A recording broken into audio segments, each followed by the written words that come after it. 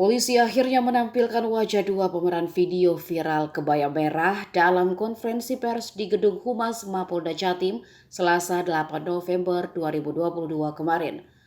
Perempuan berinisial AH itu berambut pendek dan rambutnya dicat kecoklatan. AH ternyata bukan sekali ini saja memproduksi film asusila.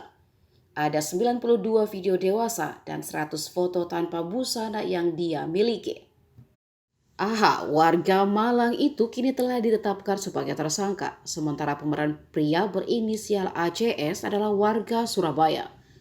Video dan foto dewasa tersebut diperjualbelikan oleh keduanya memanfaatkan dua akun Twitter yang dikelola mereka sepanjang tahun 2022. Melalui cuitan di halaman kedua akun tersebut, mereka menawarkan harga sebuah pemesanan video dewasa secara bervariasi, mulai dari ratusan ribu hingga jutaan rupiah. Untuk video kebaya merah, AH memasang harga 750.000.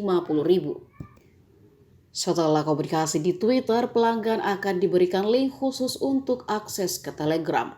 Gunanya melanjutkan proses percakapan seputar kesepakatan harga termasuk tema video dewasa yang diinginkan si calon pembeli.